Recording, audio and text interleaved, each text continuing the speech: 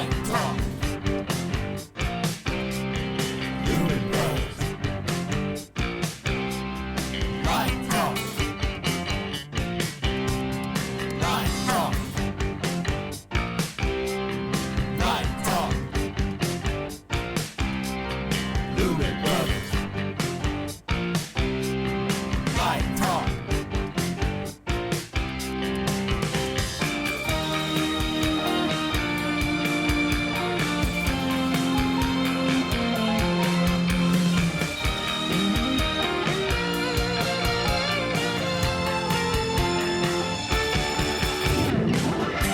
Hey, this is Steve in Dallas, Texas. It's Saturday morning, my friend, and you are listening to Light Talk.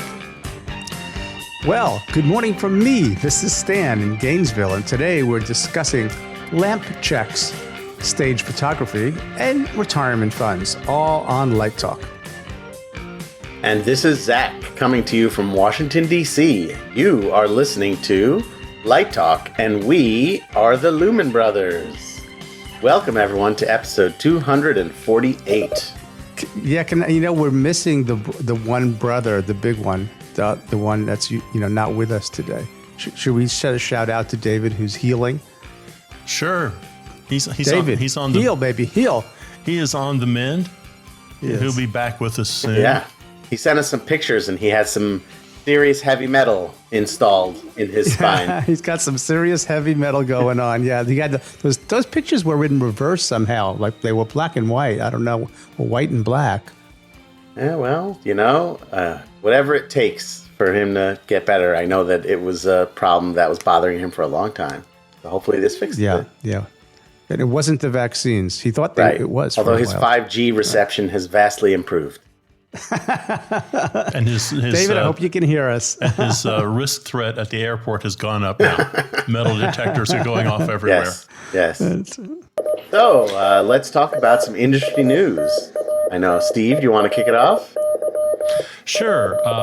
Not a lot happening there. As you see, shows are opening and closing for a day or two in New York while people are being tested positive and they don't want to continue with understudies in their principal roles. They pulled Music Man for a couple days, Lion King's down for a couple days. Everybody's just kind of on pins and needles there. But if you like a good convention, there are two conventions coming up you might want to keep in mind. The USITT convention will be in Baltimore this year, March 2nd through the 5th, and that will be followed in Memphis by the SETC convention, and that'll be March 9th through March 13th. What have you got, Zach? Well, also just a little sneak peek that LDI will hopefully be returning to Las Vegas November 18th through 20th of this coming new year as well. So, and just so you know that USITT is going to be in my own backyard, and I'm hoping to attend. So if there's any listeners that are going to be there, I'd love to say hello. Will you have like a autograph signing thing and a couple bucks for a photograph and a signature? Oh, definitely. And maybe some more of those great. not ready for dishwasher mugs. Well, it looks like I have the first question, and this comes from Shelley in Kansas. And Shelley asks, does it matter at what level I do a lamp check? My TD says 20% is just fine. Well, Shelley, I think you have to consider why you're doing a lamp check. So we get our lights up in the air, and every night before the show, we come in and we do a lamp check. We're doing a couple things. We're checking clearly to see if the light functions. We're checking to see if the gel is burned out. We're checking to see if focus has been held. So function, focus, gel, all that's really important. I don't have a dog in the fight on what your TD says as far as 20% to 100%. I have always done a lamp check pretty much at 100%. I mean, that my electrician years and years and years ago said, well, let's just pop it at 100%. If it's going to blow, it's going to blow now, as opposed to in the middle of the show. Sometimes after we do a regular check, as the show starts, for matinee performances, we do Broadway checks. And we just set up a chase right down the pipe. and every light comes on and goes out one by one down the pipe. That speeds things up quite a bit. Clearly, we're not necessarily looking for focus at that point. We're looking to see just function. Another variation on the Broadway check is you can turn a whole electric on and just look up and see if it's working. At that point, I would glow the thing. I would put it at 20, 25%, so I'm not just staring up into a wasteland of bright lights. What about you guys? Do you have a dog in the 20%, 100% fight? I have a comment. Because I think you covered it. I made a list, Steve, when I saw this question, and I think you hit all the things I had on my list, except maybe also an edge check, because sometimes if you've got, focus on gobo, something that could slide or whatever. But we're talking about incandescent lamps, generally speaking, versus the LED, versus are you just checking to see if it's on, which the level doesn't really matter, like Steve is saying. But I did think of one thing that we used to do back at the Joyce long time ago, is because of the lamps popping, right? Or sometimes losing them from taking them from cold filament to full. I guess you could make the argument, like Steve said, you want that to happen during the dimmer check, right? And not during the show. But we also used to take the whole rig before running the dimmer check to like 20% for like 5 minutes and warm the filaments, and then take them out and then pop them onto full as you went through the dimmer check. Just in a way, I think what they were trying to do was maybe hopefully save money on spare lamps or elongating the lifespan by warming them up, because I think the shock of going from ice cold to full sometimes has an impact on the filament. But that might be a myth. I don't know. I will say I have one little bonus tip that goes with this. In the projection world, often because our cues are tied to the lighting console anyway, that I will sometimes build a bunch of cues that line up with the lamp check cues. And that way, the electrician will have some kind of visual representation to know that the projections are responding and advancing their cues without having to do any extra work or extra cueing. Can I ask a question about that? So in other words, the cue and the board is triggering something on the projector or vice versa? Well, often they're tied through MIDI. So like if you have a light cue 500, I can make a projections cue 500, and light cue 500 will also trigger projections cue 500 to play. So when we you're confirming the control connection is working? Is that, yes. Yeah. Okay, gotcha. Yes. And that is jumping to the right place in whatever timeline as well. So it's not just that it's advancing, but that it's going to the correct cue. Got it. That makes a good sense, actually. Yeah. So it's, trying to get two jobs done at one time. Okay. Well, here's our next question. John in Albany writes, I've noticed that my stage photographs are not looking as good as I add more LED fixtures as compared to my tungsten hangs.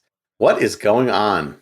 Great question. Yeah, this is a very good question. It's an interesting question because I think, and I'm sure you guys have experiences as well, there are several different layers to what could affect your photographs, whether it's some kind of sync issue where things are not in sync and you're seeing the refresh rate of the LED is affecting your picture, or like, when we have these big LED screens, or LED fixtures that have a mappable shape, that a close-up of an actor, you might just see sort of like a blurry dot behind them instead of, you see the LED itself as opposed to seeing the light that it casts. So, taking these kind of pictures is challenging, and often I would be curious to know for what purpose are the photos, because not that I have an issue with what they're going to be used for, but like there's different approaches you can use if you're trying to take a full stage photograph, if you're trying to take like an actor close up, so what kind of things have you guys experienced to work around these issues? Well, I got some. I thought about this a little bit, and I'm still shooting a Nikon D600, which now is maybe kind of old, but it's a full frame digital camera. And I have noticed sometimes, remember that the sensor in the camera is RGB sensitive, right? And I have had a hard time with LEDs in particular capturing purples and indigos. And I think it's got something to do with the fact that, blue is at one end of the spectrum and red's at the other. And so that color is sort of like making the circle between the end and it's not a continuous color, right? Because at either ends of the spectrum. And I think the chip has a hard time. Sometimes if I have magenta or purple on stage, I have to really tinker with the camera to get it to catch it. It turns it to blue. It doesn't quite not know what to do with that. It doesn't happen if it's a tungsten lamp with a filter. So I'm not sure the reason, but I have noticed that. I also might want to bring up I do seem to get the best results, and I've tried playing with my white balance on my camera. I find that auto white balance seems to do the job best. But if the show's got like all kinds of different things going on, daylight scenes, incandescent scenes, fluorescent scenes, you probably need a reference white. And the good cameras can take a photograph of a scene, and then you say, this is my reference for white. So you could have reference. So like, let's say this is a daylight scene, take a photograph, call that reference 1, daylight. Incandescent scene, interior, take a photograph, reference 2. So for shots that are shot under that lighting condition, you can use those specific references. And then I would just say in a more broad sense, you can get your camera to do whatever you want it to do to get it right. And now you don't have to wait for developing. So you can look at that little monitor or have an outboard monitor and say, okay, here's the shot. Here's my eye. How close am I? And then manipulate your camera using all the settings that they have these days to get it as close to what you see as possible. But I think the mixture does create challenges. Absolutely. Well, I mean, stage lighting is made for humans to view it, not for the camera to view it. So we start right there. The human eye is a lot more forgiving than the camera is going to be. I'm wondering if the problem is not the LED itself, and in that it produces such a saturated color to start with. If you think about a tungsten lamp, the John here says he doesn't seem to have this problem when he's using tungsten. So he probably understands how to take a photograph and how to manipulate his camera. And it seems to me that a tungsten source, you're adding color to that. With an LED source, they are the color. Basically LED, red, green, blue LEDs, they get into everything that you're mixing when you start mixing that light. Even if you're just producing white light, you're mixing all this other color in with it to produce white.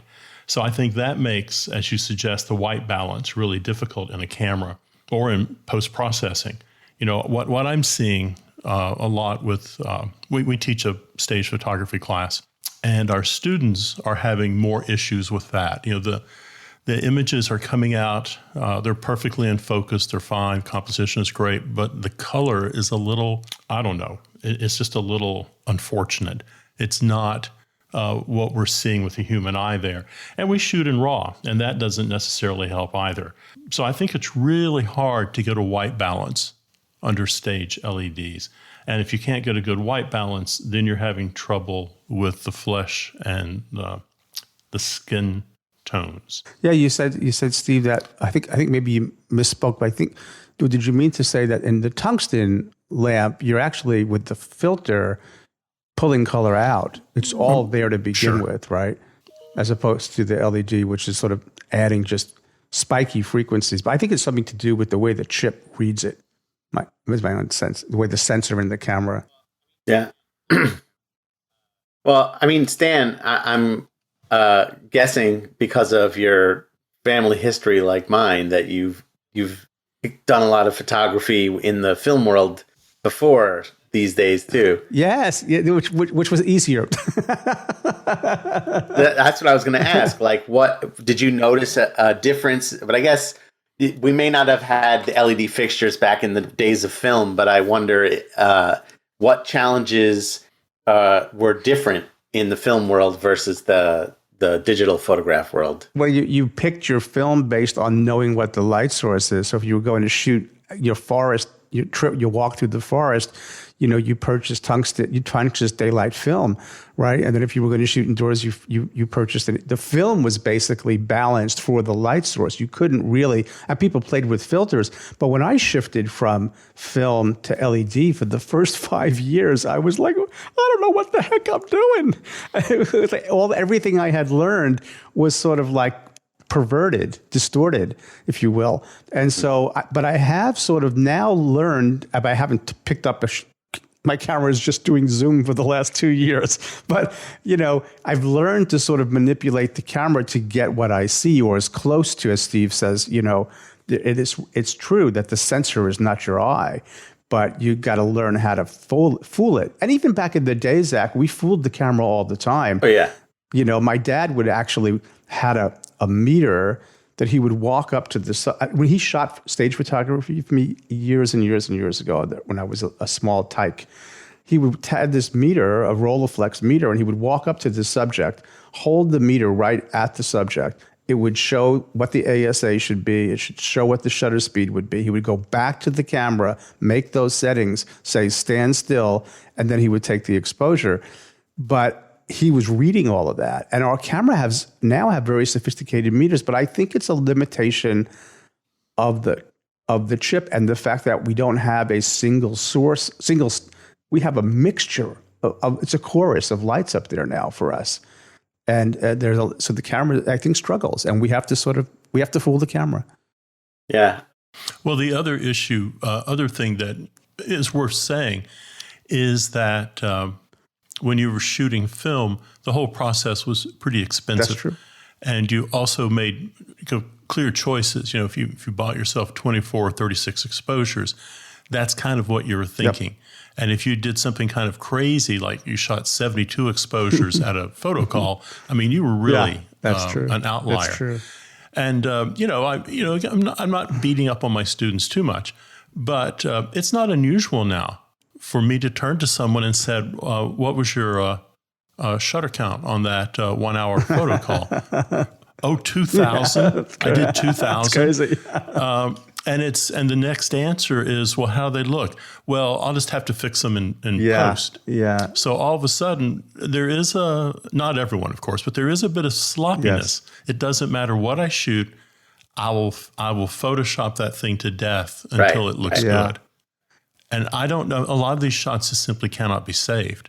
Yeah, I think, Steve, there's something to what you say about understanding what you're seeing and what the camera does. And I'm very proud of myself when I open up a shot, and I do shoot in RAW as well, so that you can manipulate easily. And I go, man, that in camera, it's perfect. Don't change it. It's good. And the other thing that I sort of rail against, if you want to be old guy talking, all these zoom cameras for theater. It's true. If you've got a lot of money, you can buy a really fast lens with a zoom.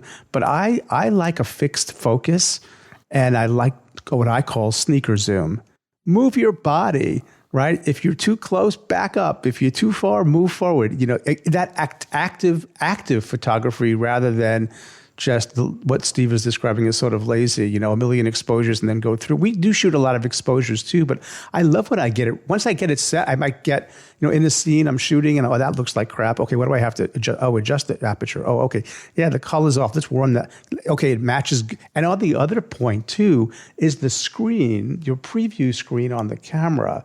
Some are better than others. Some are more true to what you're actually getting. So there's so many, it's like mixing sound. There's all these variables in the signal path, that you kind of get right. I think it's people who do it well deserve every nickel, dime, and dollar they get. Well, I think in the theater, the problem one faces is you're there to document the show. Getting back to going into post, you're not there to be an artist or a magazine layout person and compose a brand new show. Right. All of a sudden, my psych is not quite blue enough. I'll make it bluer. No, that's not good. The face upstage left is a little dark. I'll just brighten that up. And all of a sudden, you create a portfolio of things that really aren't your work. Well, you're relighting the show, what you're describing. And I have a fine line there, Steve. I think you're right. You should, when I sit down with my students, and we usually do a session where we flip through, we do 3 passes through the roll of exposures. And the first time I say, don't think about it, just say yes, no, yes, no, yes, no. And I do this in Lightroom. And if it's a yes, it gets a check mark. If it's a no, it doesn't get touched. Then we look at just the check mark photos. They go, okay, now this time you can look at it for about 10 seconds, yes or no. And by the third pass, we narrow it down to a handful of shots. And then we analyze each one. And we say, does this need anything? and probably not. If it doesn't need anything, it's a good shot. Now, a crop, perhaps. Okay, a little bit of overall brightness, if it's a little bit underexposed, or a little bit of contrast, slightly, to make it look how you remember it to be. Yeah, I think that's okay. But no, you should not be relighting the show. Like, it's dark over here. I'm going to take that shadow out from under her eye. If that shadow was there, it was there.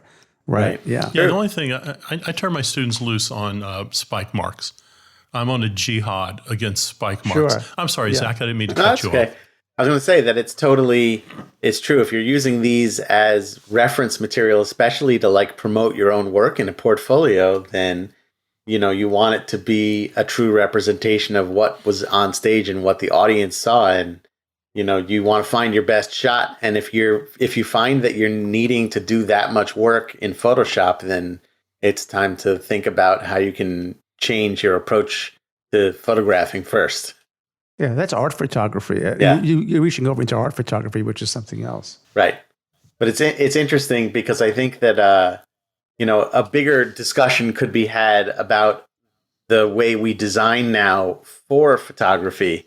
I think we've touched upon this in past episodes where, like in the rock concert world, they're not just designing for the audience that's there. They're designing for how it's going to look when people put pictures of the concert on Instagram or videos of the concert on YouTube. And, then you're really getting into a whole other world of, how do you light something for the live audience and for social media?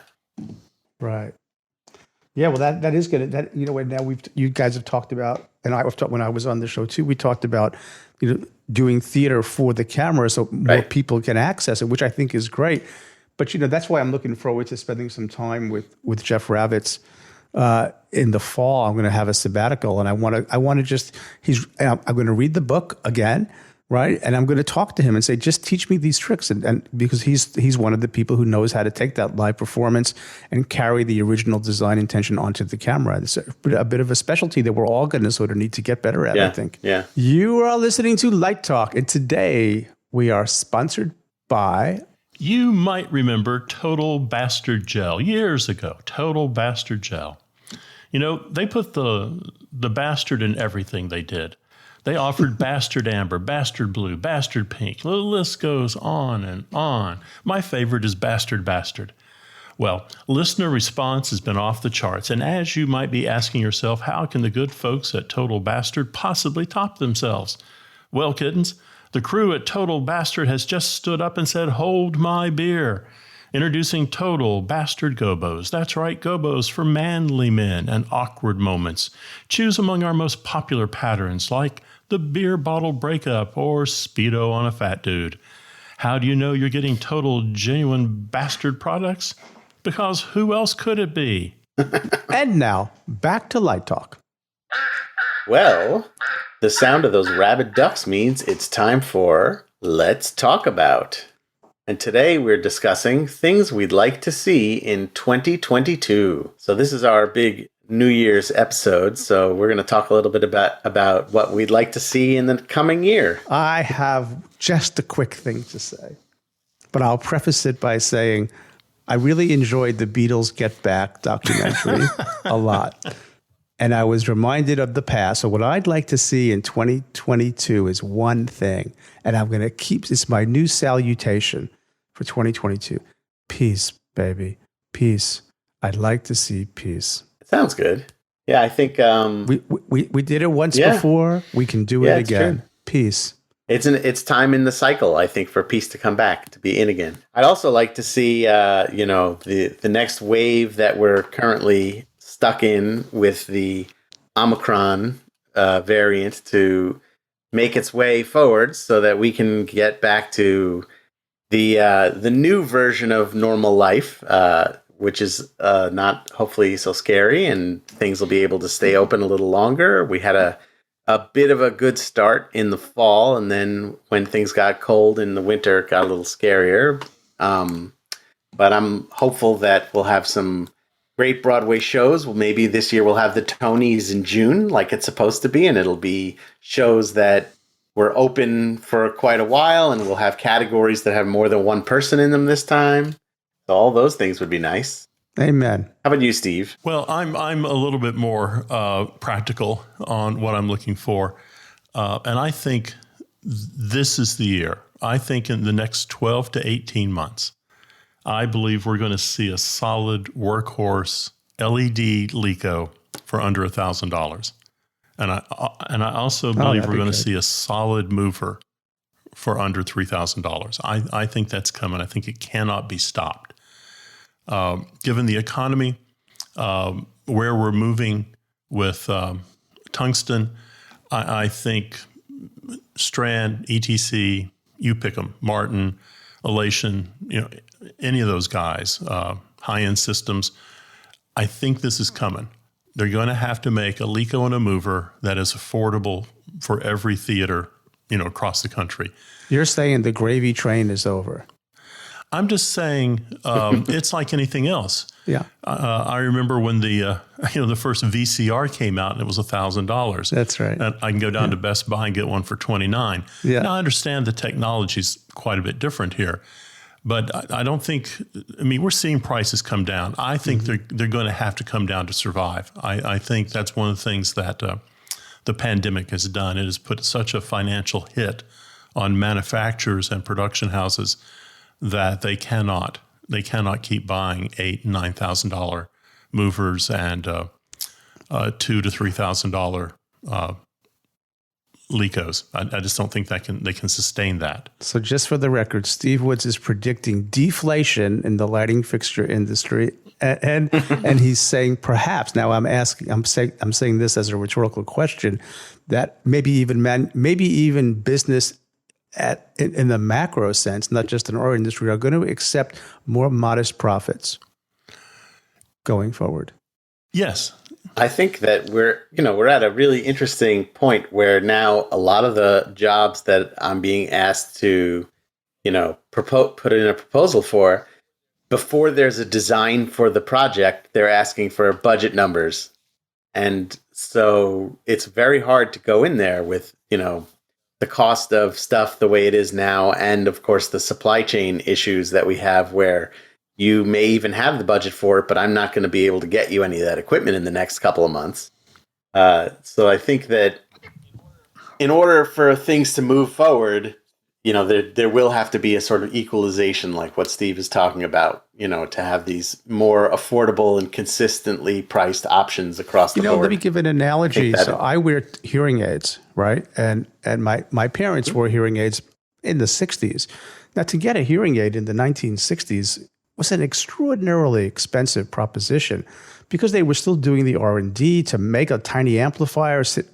And I remember that we didn't grow up with a lot of resources. And so my parents got charity to help them get hearing aids. And then you tried to keep it to the last 5 or 10 years. And what happened is, as hearing aids became more ubiquitous, the companies that made them didn't want to give up the really sweet profits they had, even though the R&D had been done, the manufacturing process had been achieved, and yet you were still paying these exorbitant prices. Well, finally, and I would say I've been pushing back against this for about 10 years because they kept that gravy train going for 10 years, and it was really quite unethical. And because here we're talking about a health issue, right? And or function in life issue. And now, believe it or not, thanks to the last administration and some pushes by Elizabeth Warren, that's changed. And you can go to Costco now and buy a really good hearing aid for a reasonable price, a modest profit margin, and a good technology. So I think there is sort of a tendency, it's like, wow, we can get a lot of money for this. How long can we sort of manipulate the market so we can keep that? And that's ended for hearing aids. And I'm so glad about it. And I think Steve's probably right. And I hope he's right because it'll raise all boats, frankly. Agreed. Well, and if we want to make a super high-end, very expensive fixture for rock and roll, that's fine. Yeah, sure. Let's concentrate on making something that has quality and reliability for theater, as opposed to a salesman coming up and saying, well, this is good enough. This is good enough. No, I want something decent, not good enough. It's not also that. I mean, one of the tricks that I remember the manufacturers used to do when I was at Berkeley is they knew that all the students at Berkeley were like the recording engineers of tomorrow. So different manufacturers would actually compete to donate their gear to the school because they knew that when these kids graduated, that was the gear they were gonna spec. So if you get your lights into a school, the kids are all gonna graduate, and then those are the lights they know, and that's what they're gonna use. That's the ETC secret sauce. They did. Yeah, that's how they sort of beat back Strand, who was dominant for when I was growing up, and that was part of the business plan. Yep. Well, I have a question. Since we were talking about money, the question given to me was: no one in college ever discussed retirement. At what age should I start, and how much should I save? I'm just starting my career. Well, I don't think he means when should I start retiring. I think he means when should I start saving money. Well, I'm a fan of Warren Buffett, even though I don't own any Berkshire Hathaway stock. But he said this. So just think about this. This is really crystallized. The only thing you need to get rich are two things: a little bit of money and time. That's it. And he doesn't get haircuts. Did you know that?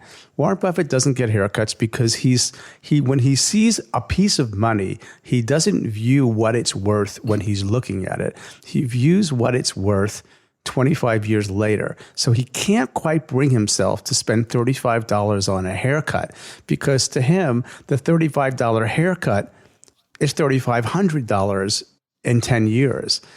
Right. So it's sort of about this magic of compound interest. So right. if you should, unless you are scraping by and you can't save, and some people really are scraping by, particularly in our industry. And I remember those days for me, but I always could sort of manage to squirrel away a little something because it gave me a sense of security in case something happened.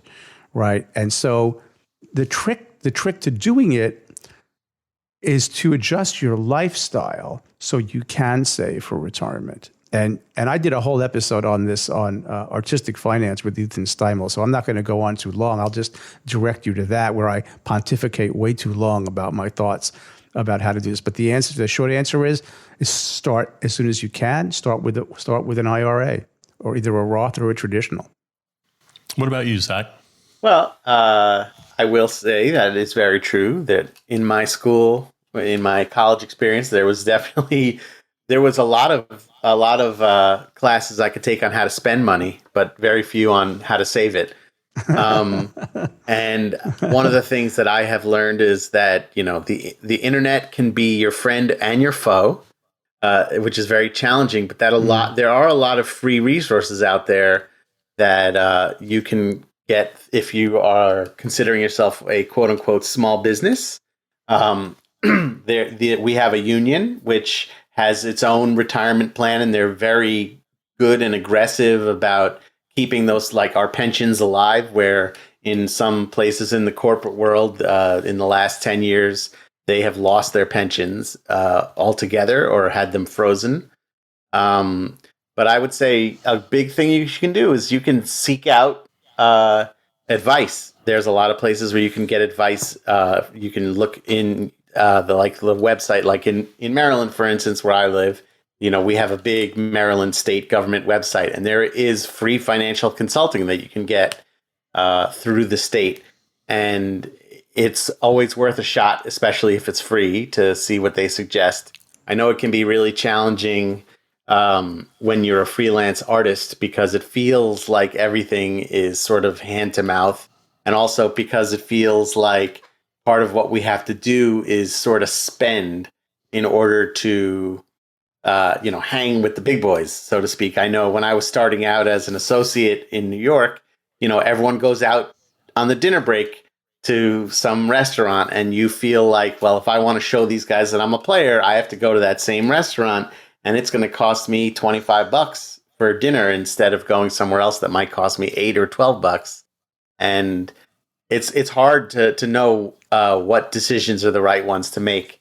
And I think that a lot of what I have learned since then was through consulting with financial people in the union.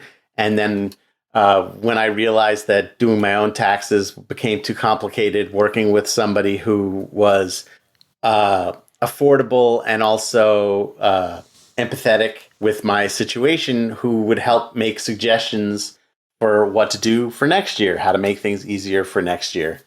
And then of course I had to go screw everything up and have kids, and all that money that we had saved went out the window.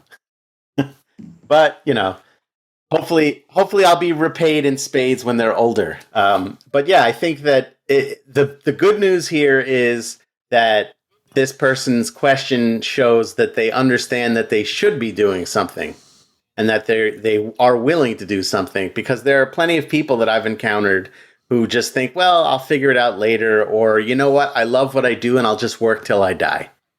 And I think that this pandemic, if it's taught us anything, it's that we all need to be prepared to have some money in case there's no work.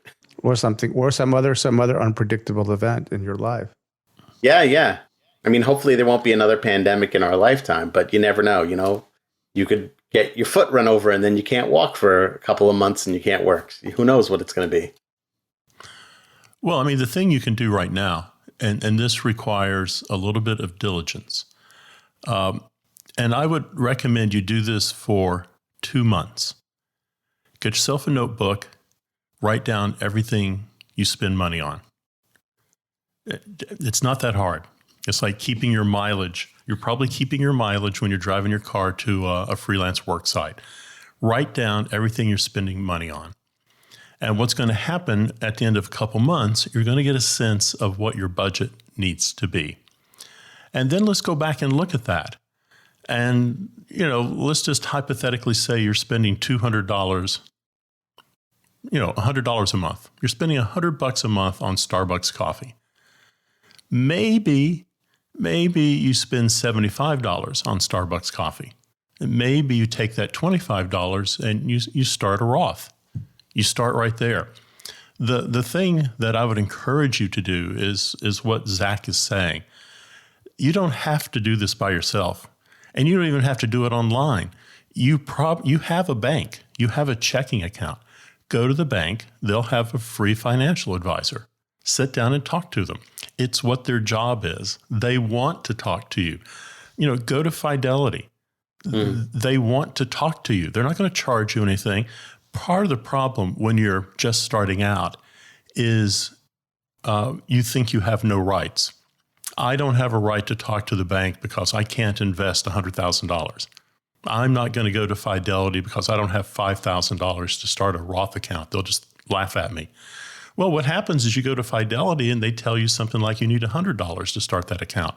Things are changing and evolving every day because people are taking retirement and saving for retirement into their own hands. They're not pretending that Social Security is going to take care of them.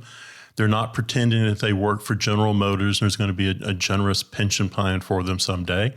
There's plenty of people who are more than willing to talk to you for half an hour, 45 minutes, just to give you some ideas and to get you started in the right way. But maybe, if you can squeeze $25 a month, that's a starting place. And maybe a year from now, you can squeeze $100 a month. You have to take it one step at a time. It's like anything else. It's like the Grand MA. You're not going to learn how to program it the first time you sit down. It's going to take you a while to build up to where you feel you're really making some significant impact in your retirement. But, the long run, let's assume you're 25, 2060 person who's asking this question, if you start now saving, is going to be very happy with you when they look back that 40 years of what you did. Steve's talking about making that list of your expenditures. This is really a great technique. And most people, when they get a raise or they make more money, they change their lifestyle. They increase their lifestyle and they don't have any, they think they can't save. So the trick is get to a lifestyle that you're comfortable with, stick with it, and then if that makes, hopefully you're happy with that lifestyle. And then when you do achieve more success and more money, don't elevate your lifestyle to use the additional money that's coming in.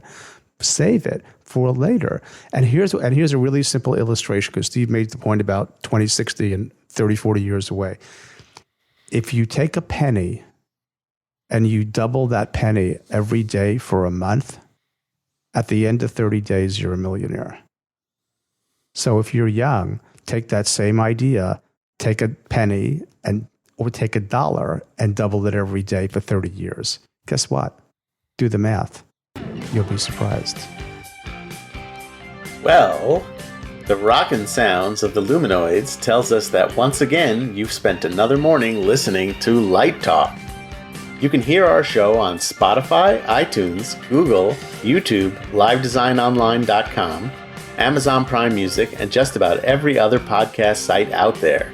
Check out our website on lighttalk.org for future guests, and be sure to follow us on Facebook and subscribe to our podcast. That way, you will not miss a second of Light Talk insanity. No guarantee is offered regarding the accuracy of any statements or opinions made on this podcast. However, I'm back here to tell you one more time that if you do litigate, the law firm of Flock, Flair, and Glare and their adorable paralegal snoot will defend us until our retirement funds are depleted. Except for mine, I've got mine in good shape. Light Talk is written and produced by the Lumen Brothers, coming to you from Washington, D.C., Gainesville, Florida, and the Lone Star State. And be sure to join us next week when we chat about more useless things and explore the crazy shenanigans of our industry. Light Talk, broadcasting questionable Lumen knowledge and humor around the world. We'll see you all next Saturday morning. Bye-bye from Light Talk. Lumen